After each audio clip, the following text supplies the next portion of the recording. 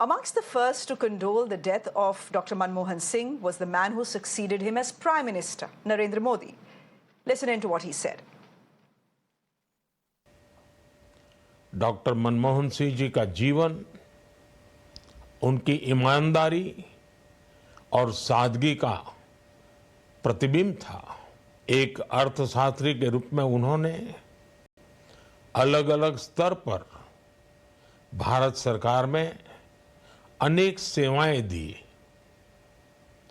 एक चुनौतीपूर्ण समय में उन्होंने रिजर्व बैंक के गवर्नर की भूमिका निभाई।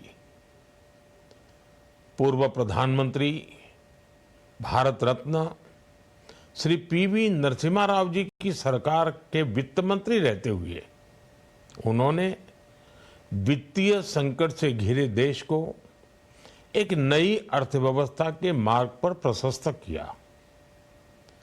प्रधानमंत्री के रूप में देश के विकास में और प्रगति में उनके योगदान को हमेशा याद किया जाएगा। जनता के प्रति, देश के विकास के प्रति उनका जो कमिटमेंट था उसे हमेशा बहुत सम्मान से देखा जाएगा। I'm being joined this evening by Pankaj Pachauri, who's an ex-media advisor to Dr. Manmohan Singh, worked with him for 28 months. Mr. Pachauri, thank you very much. You served as the media advisor to Dr. Singh. Now, my point is, what was it working with a man who didn't like to speak to the press? Oh, it was an opportunity and it was an honor. And that's exactly what I told him when I joined the office. And to tell you the truth, the first thing we discussed about media was that, he said that I do not want any propaganda in my name. So it was very difficult to work for a person in the kind of climate we were living in during 2012 and 14, where the media was not only deciding the course of the political narrative, but also the course of the future of the country at that time. And that was a difficult part. And but whenever he was asked something, he will be like 100% into it. I remember, during his final press conference, we had prepared a whole list of possible questions, about 100 questions. What the media can ask. What we had invited about more than 100 journalists. And so we made this document and gave it to him. And he just looked at one or three, he glanced through it and he said, but this is all what I've been doing and I know it all very well. So there was no briefing as such. And he did go on to that press conference and full of confidence. And he answered all the questions asked by people like you and your colleagues at that time. So he basically, his whole term, if you see first and second, has been around his statement that my work will speak for itself. So to work for a person like that who's not worried about, managing the media as such, and he used to laugh at whenever I used to say, offer him something that we should do this or we should do that. So he said, you can't manage the media. And it was very difficult. But when it came to be honest with the media, he was like 100% honest. And that's what his strength was. That one of the media editors that time told me that he may not be very popular prime minister, but he's the most loved prime minister. So that was a change, and I still remember that he was the most loved prime minister. As you can see now, the kind of outpouring of support, of sympathy, of respect, and tributes to him, not nationally but internationally. So we can say that he was the most loved prime minister, and it was quite a honor for me to work with him. I wonder what he thought of the media now and the way the media has evolved now. But most of India does today remember him as a very decent man, a man who died with his integrity intact, a man who was committed to the idea of India. Can I ask you if you have any anecdotes or stories about him that perhaps describe these traits the best? This was during one of my first meetings with him. And first I joined the Prime Minister's office, which was in South Block, as you know. And after a day or two, for the first time, I went to his home office, which was in the 7 RCR. And he was sitting there quietly going through files. And he looked at me, smiled, and he said that I'm a small man and in this big chair. And we both laughed. And this was basically the underlying theme for 28 months, about 28 months I worked with him, that I'm a small man in a big chair. And and I kept telling him, you're the Prime Minister of the country. So it was whatever you say, whatever you know, all these files you are doing. So that humility, that decency, and that honesty about that I'm in this chair, that's why people think that I'm big, otherwise I'm a small man. And he came from a very humble background, as all of us know. And he used to talk very little about himself. That's one thing, you know, I learned from him, and I really appreciate it. And that's something really touched me, that he didn't want to talk about himself or his family or his personal affairs and all that. But once in a while, things trickle out, and that where that humility came from, I can pinpoint now that it came from his beginnings. He told me that when he passed out from matriculation or something, he didn't have shoes, and he had to go to a nearby town to continue his studies. So his uncle bought him shoes. So here's a person who rose from that kind of a background, and as you know, later became a global leader. And global leaders used to talk to him, take his counsel. Everyone remembers that quote from Barack Obama, that he being the guru when it comes to the policy, global policy. And he said it in G20. And so that was that humility, that decency, that I'm not what, you know, this chair is trying to make me to be.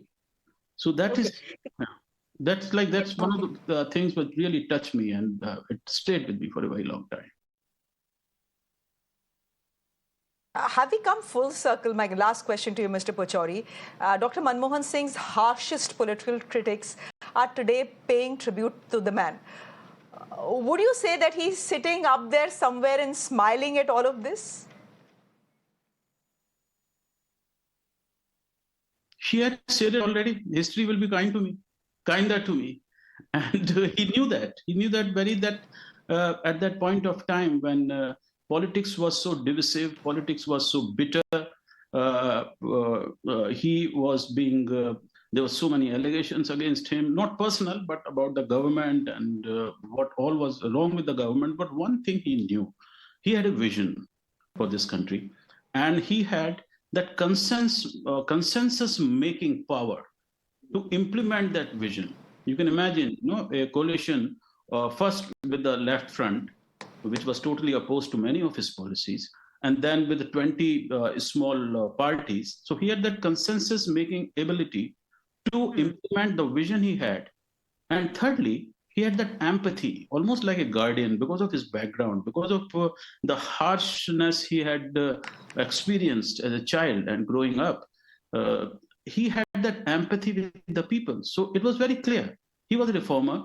He was a, what do you call, a capitalist free marketeer.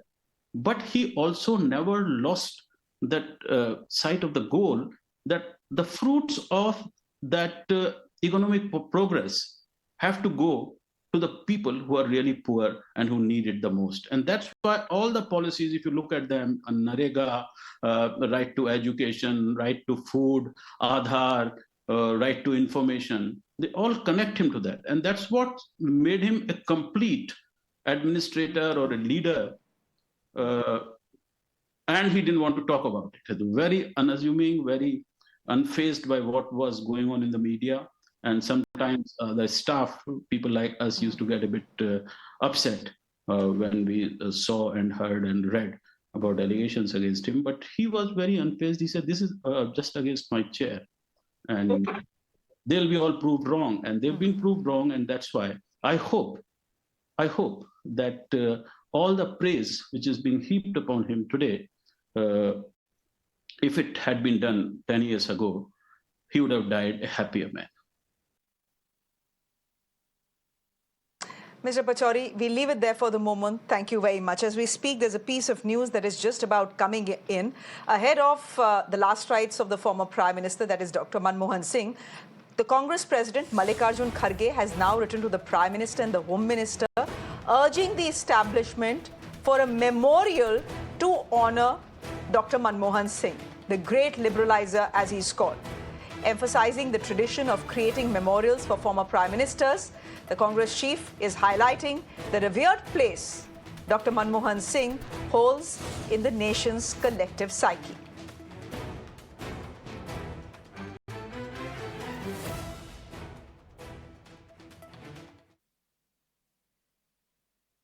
Let me go across to Dr. Abhishek Manu Singhavi, joining us this evening as well. He's a four-time MP, also an eminent jurist, joining us on the broadcast.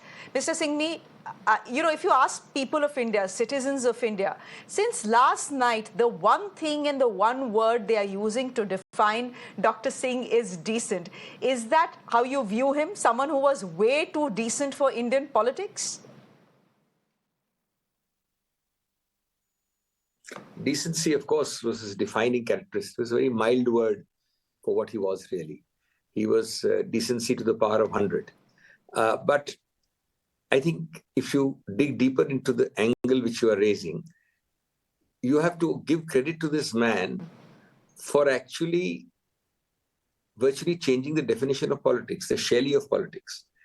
All his outstanding qualities of head and heart would normally in our debased, devalued, degraded political environment be considered failings, not virtues, but vices.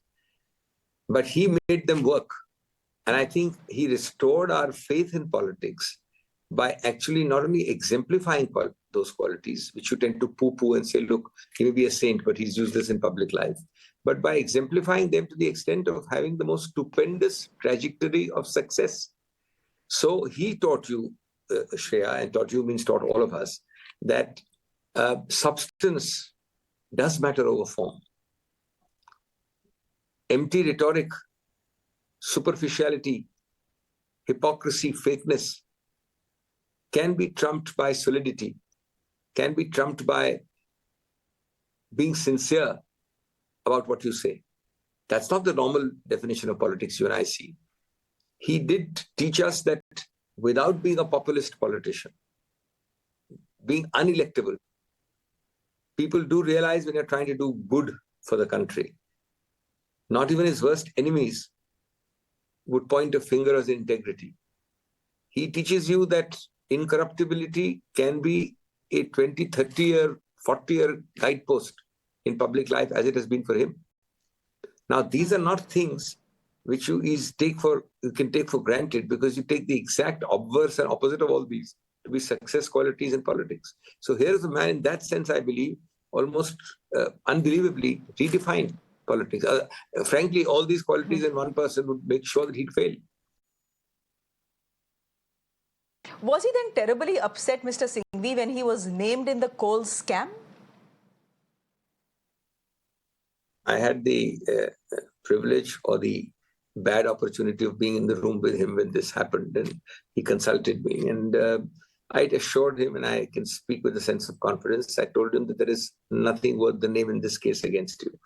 It's a kind of a vicarious automatic thing put because you were coal minister during some period of that time as prime minister.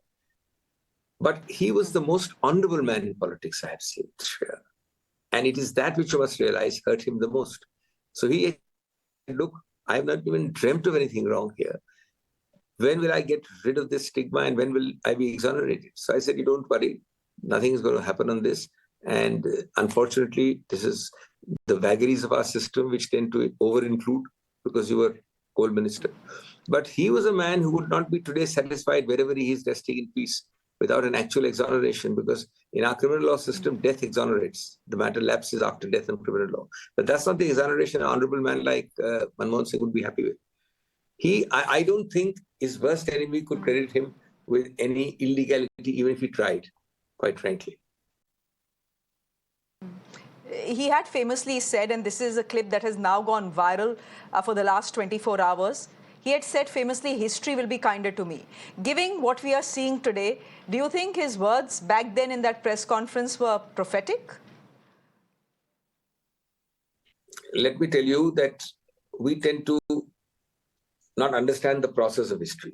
First of all, history is the best judge. But secondly, history is not a press button phenomenon that I pass on and you press a button and history starts judging me. No.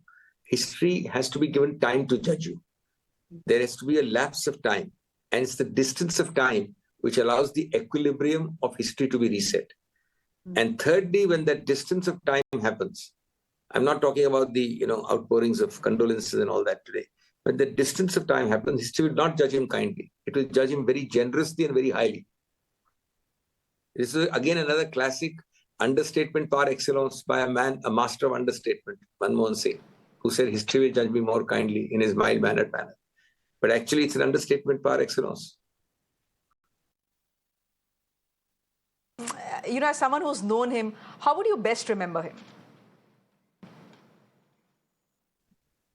I mean, the word forever is a little misleading, but there's so many things. Man is made up of parts. The small things matter to me much more than his humility. I mean, he would ask me frequently for inputs for some of his speeches, especially related to law or certain policy matters. And I would make the draft and send him. And it's a privilege to be asked by the sitting Prime Minister, and it's a privilege to do it. And I don't expect anything. But he would unfailingly telephone me back and compliment me. It's just the nature of the man. And he would also joke with me and say, look, I don't need to correct your draft, so I can afford to get it last minute because I find the draft is good enough to go. He would kind of boost you. Take his, simplicity. His wife is very fond of music, is well known. And she has come more than once on my wife's concerts in Sufi and Ghazals. Many times she has come. But a couple of times he came along, once as a sitting Prime Minister. We were flabbergasted. The man was simplicity personified, no airs, no pretenses. In the 1, 2, 3, everybody knows how he dealt because he felt very strongly about it. Now, even if he was a man who was wrong also, but he felt strongly, he believed in it genuinely, that it was good for the country. We know the story about the left and how he had to handle it. We know the story about how he also had to handle his own party. And it was only because of him and, of course, a much less credited Sonia Gandhi, who stood by him completely and totally, which made it happen. But what many don't know is how he micromanaged it. 1, 2, 3, so-called nuclear 1, 2, 3 it was called, came twice to the Rajya Sabha, not once. It is a major debate of the decade, with a distance of about 6 months or 4 months or something. Both times he cut through the party minutiae and rules and regulations to insist that Dr. Abhishek Singhvi should open the debate from the treasury benches in the Rajya Sabha. And he then sent the rising star of the Foreign Office, Mr. Shiv Shankar Menon, to brief me completely 360 degrees on the subject. And you should see the debate. So these are, he had a quality of when he believed in something to stand by it and carry it through and see the day through. And apart from that, I think he, exemplified a most remarkable jugalbandi with Sonia Gandhi. She has said today that he was a French philosopher and guide, but it's much more than that. I mean, her deference to him is remarkable. She made sure that she would give him the utmost respect. Some of my articles are coming tomorrow. A small incident I relate there is, in a Ashoka hotel at the end of a dinner, we were walking out and I happened to be walking with her. We suddenly stopped mid-step and turned around and said, oh, but have you checked whether Dr. Saab is left? And somehow he was at the other end of the room and we had forgotten. So then she waited and instructed her staff not to hurry him. And waited for almost 8 or 10 minutes before he came and left. It's a very small thing, but this saying that he was a rubber stamp and she would command it, he would do, is completely wrong. In fact, where he felt strongly about it, he got his way more than anybody else did. And I have joked with her, I can share that you can afford to be a dictator, but you are excessively democratic. Because, she would go through the process of consulting. So these are things which are sometimes different from popular perception. So then you're saying he wasn't the weak prime minister or the accidental prime minister or Manmohan Singh, as the opposition often like to call him. Well, these are all political, jumlas, and there are some people and some leading lights of the parties who specialize in that. So good luck to them. And I think the people are the best judge of those jumlas. He, as I told you, he believed in, he was the most introverted, never a gregarious person. That's why I believe that empty rhetoric and jumlas, how he changed the definition of politics, can be conquered by substance and solidity, which Manmohan Singh displayed. But when he would have had regrets, I'm sure, because coalition is always a compromise. By definition, the synonym for coalition is nobody wants a coalition. You can be unilateral if you can, but you do a compromise because democracy requires numbers. So he would definitely have wanted you in the cabinet, but could not have you, but somebody else nominated by your party because of a coalition compulsion. And he may not like that person who nominated, but he had to give in. So those are things which are part of it. But he maintained a dignity when he acted on that. He was never cheap about it. And when push come to shove, and when he wanted to stand by something, he would not relent. He would cross the Rubicon. And 1, 2, 3 is only one example. There are many more examples where he would not. So I think it was quite a remarkable man. And it is even more remarkable that a man like him at all existed in Indian politics for so long. True words. Thank you, Dr. Singhvi, for joining us on the broadcast and speaking about a man you knew well and someone you worked with closely. Thank you very much for joining us. Ladies and gentlemen, Dr. Manmohan Singh's last rites will be performed tomorrow morning, is what we have been told. A 7-day national mourning has already been announced by the government. On that note, I'm stepping into a quick break on the show. There's news and updates on the other side as well. Do stay with us.